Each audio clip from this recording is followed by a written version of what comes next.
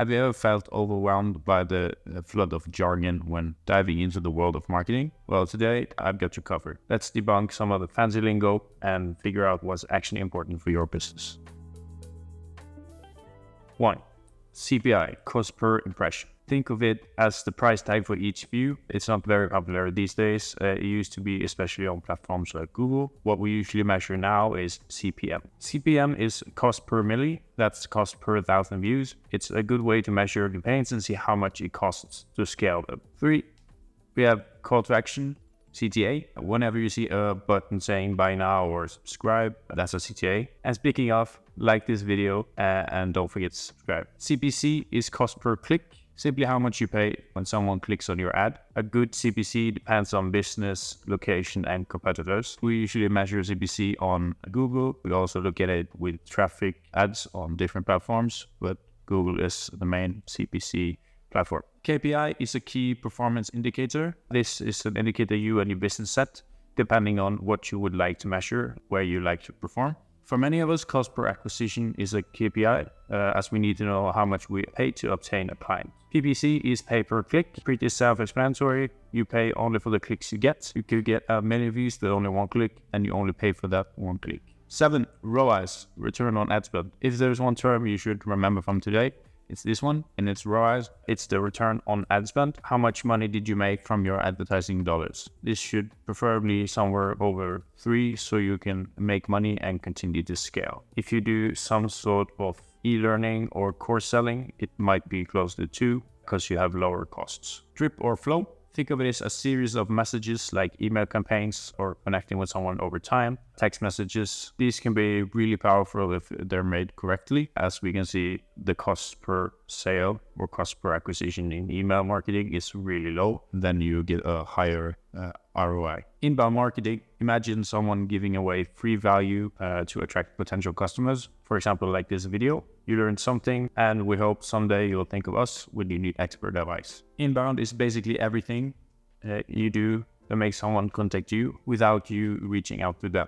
Keyword, the magic words that make your website or video discoverable, and yes, they're everywhere from Google to TikTok. We often talk about them in regards to SEO or Google Ads, but they're as powerful on other platforms as, for example, TikTok. SEO is the magic behind the scenes that helps your website rank higher on search engines. There are 4 different kinds of SEO: on-page, off-page, technical, and local SEO.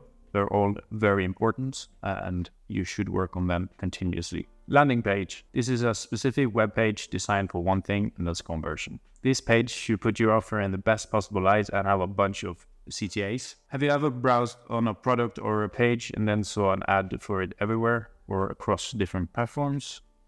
That's retargeting. We use existing data to advertise to already engage people. They're usually easier to sell to. Retargeting has become a bit harder the last couple of years because of iOS or GDPR, cookie settings and everything. It's still a very powerful tool. You just have to do it right. Affiliate marketing. It's a win-win game. You promote my product and in return you get a commission for every sale that is made through your reference. For example, I give you 50% of the first month of sale to a new client. Or for example, the link in the description for Notion or Apollo are affiliate links. We get a commission of everyone who signs up through these links. Conversion rate is the percentage of visitors who take a desired action on your site. You have 100 people who visit your store, 10 of them convert. That's a 10% conversion rate, which is actually really high. You want your conversion rate as high as possible, so you only pay for traffic that benefits your business. A/B testing or split testing. We usually talk about A/B testing in advertising campaigns. We test different kind of copies, different kind of creatives against each other. We run them for a period of time or a budget, and then we decide which ad did the best. Then we retest that against a new ad. We usually do this over a long period of time and keep testing. You should be A/B testing all the time. And preferably you could do A/B/C/D testing as well. CPA.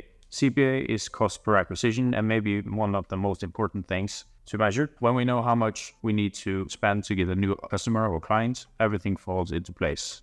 If we know we need to spend $100 to acquire a new client, we know how much the client pays, and then we see how much we make per client. Content marketing. Instead of pitching products, you provide relevant content to help your audience. For example, seeing a free web workshop about a topic you know a lot about. For example, I could host a workshop doing Facebook advertising and people will come. That's a content marketing. It also falls under the umbrella of inbound marketing. A lead magnet is something valuable you offer in exchange for contact information. Think of it as a free sample at a store. They give you a taste in hopes that you come back and buy it. So for advertising agencies, this might be a free Google Ads audit or SOPs. The better lead magnet, the lower cost per leads. And also you will probably get higher paying clients if your lead magnet.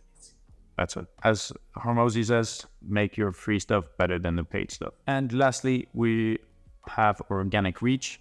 This is the number of people who see your content without paid distribution.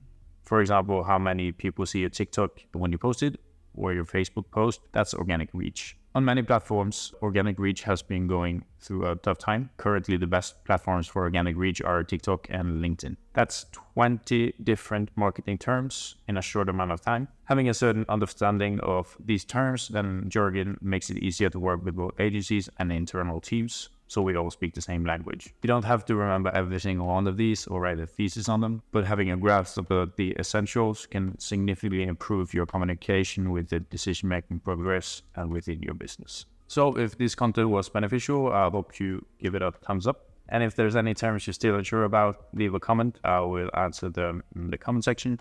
I will also make a new video in regards to more marketing terms. Don't forget to subscribe, stay informed, stay strategic. Until next time. What was that?